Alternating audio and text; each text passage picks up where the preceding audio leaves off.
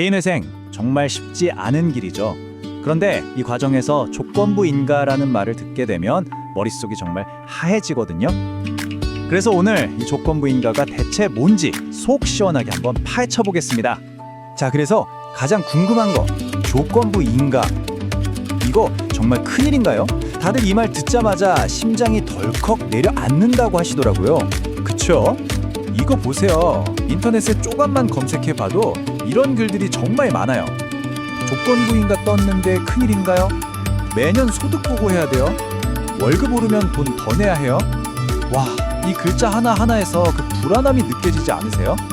진짜 거의 다 왔다고 생각했는데 갑자기 결승선이 저 멀리 도망가는 느낌. 그 막막함, 저도 충분히 이해합니다. 자, 그럼 도대체 이 조건부 인가라는 게 뭘까요? 한마디로 조건부 합격이라고 생각하시면 딱 맞아요. 그러니까 완전히 떨어진 건 아니에요. 기각은 아니니까요. 근데 그렇다고 해서 축하합니다, 합격입니다, 이것도 아닌 딱 그 중간에 있는 애매한 상태인 거죠. 핵심은 바로 이 조건에 있습니다. 법원이 이렇게 말하는 거예요. 좋아, 일단 계획은 승인해줄게. 대신 앞으로 네가 돈을 얼마나 버는지 내가 계속 지켜볼 거야. 정기적으로 보고해. 바로 이겁니다. 한마디로 여러분의 재정 상태를 앞으로 몇 년간 아주 꼼꼼하게 들여다보겠다는 선언인 셈이죠. 자, 그럼 여기서 시각을 한번 확 바꿔보죠. 도대체 법원은 왜 이런 결정을 내리는 걸까요? 누구는 그냥 통과되는데 왜 나만? 이건요, 여러분의 안타까운 사연과는 좀 거리가 있습니다. 오히려 아주 차가운 숫자의 논리, 바로 계산기를 두드려보는 관점이라고 보시면 돼요. 여러분은 제가 이렇게 힘들었고 꼭 새 출발이 필요합니다 라고 호소하지만 법원은 그 이야기에 귀 기울이기보다는 여러분의 미래를 보고 있어요. 특히 소득의 가변성, 그러니까 앞으로 소득이 얼마나 더 오를 가능성이 있는지를 집중적으로 봅니다. 과거에 얼마나 힘들었는지가 아니라 미래에 얼마나 더 갚을 수 있을까, 바로 이 계산을 하고 있는 거죠. 바로 이럴 때 법원의 경고등이 켜지는 겁니다.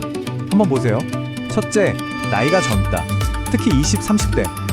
법원은 이 사람은 앞으로 월급이 팍팍 오르겠구나 라고 생각하는 거죠. 둘째, 회생 신청 직전에 갑자기 월급이 낮은 곳으로 이직했다. 이건 뭐라? 일부러 월급 낮춘 거 아니야? 하는 의심을 사기 딱 좋죠. 마지막으로 프리랜서나 영업직처럼 소득이 들쭉날쭉한 경우. 이 세 가지 경우 모두 법원은 지금 버는 돈이 당신의 진짜 실력은 아닐 것 같은데? 라고 판단하는 겁니다. 결국 이 모든 것의 근본적인 이유는 딱 하나입니다. 법원의 최우선 목표 중 하나는 바로 채권자 보호거든요. 만약 여러분의 소득이 나중에 늘어난다면 그만큼 채권자에게 돈을 더 갚게 만들어서 그들의 손실을 최소화하겠다. 이게 바로 조건부 인가에 숨겨진 가장 핵심적인 논리, 일종의 안전장치인 셈이죠. 자, 그럼 이제부터 현실적인 이야기로 들어가 볼까요? 조건부 인가를 받으면 내 삶이 구체적으로 어떻게 달라질까요? 네, 말 그대로입니다. 법원의 아주 강력한 재정 현미경 아래에서 살아가게 되는 거라고 보시면 됩니다. 막연하게 두려워할 필요는 없어요. 절차는 아주 명확합니다. 매년 여름, 보통 7월쯤 되면 법원에서 연락이 와요. 작년 소득 자료 제출하세요 하고요. 그럼 여러분은 원천징수 영수증 같은 서류들을 떼서 내면 됩니다. 법원은 그 서류를 보고 작년보다 소득이 얼마나 늘었나 분석하겠죠.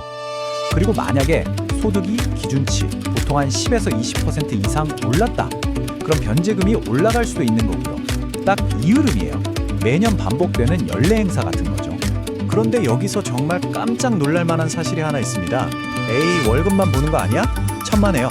법원은 여러분이 토스나 카카오페이로 받은 돈, 심지어 중고나라 같은 데서 물건 팔아서 번 돈까지 그 기타 소득 내역을 다 들여다볼 수 있습니다.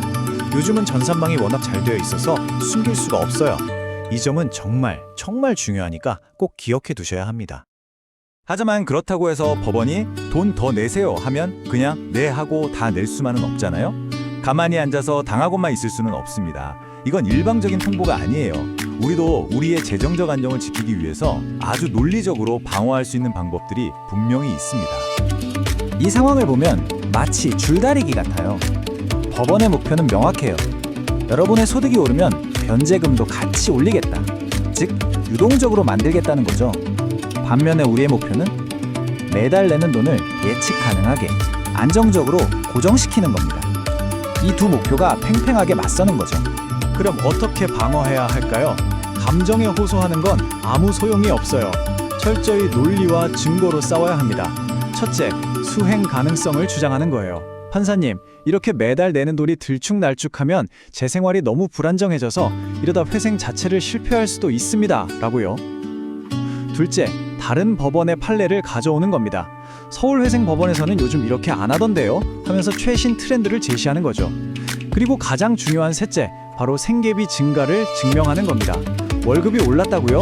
네, 올랐습니다. 하지만 그 사이에 물가도 올랐고 부모님 병원비에 아이 학원비까지 돈 들어갈 곳이 훨씬 많아졌습니다.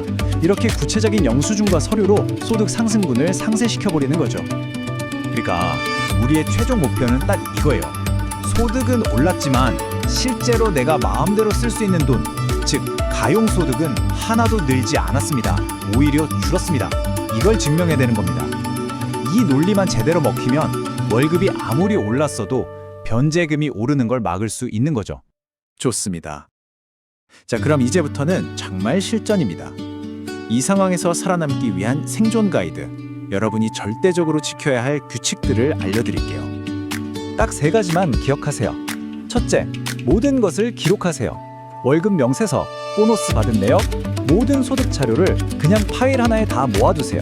디지털 데이터베이스처럼요. 둘째, 이직할 생각이라면, 특히 연봉이 크게 오르는 자이라면 덜컥 수락하기 전에 반드시 전문가와 상담해서 변제금이 얼마나 오를지부터 계산해봐야 합니다. 마지막 셋째, 정직함. 이건 타협의 여지가 없어요. 소득을 조금이라도 숨기려고 했다가는 국세청 데이터가 여러분 생각보다 훨씬 촘촘하다는 걸 기억하셔야 합니다. 이 3가지만 지켜도 회생이 통째로 취소되는 최악의 상황은 막을 수 있습니다. 마지막으로 관점을 한번 바꿔보면 어떨까요? 이 조건부 인가를 나를 옥죄는 족쇄라고만 생각하지 마시고요. 오히려 이 험난한 회생 절차라는 마라톤을 길 잃지 않고 안전하게 완주할 수 있도록 도와주는 일종의 가이드라인이라고 생각해 보는 겁니다. 결국 법원은 채권자를 위한 안전장치를 만들었습니다. 그렇다면 이제 질문은 여러분에게 돌아갑니다. 여러분은 여러분 자신의 미래를 지키기 위해 어떤 안전장치를 만드시겠습니까?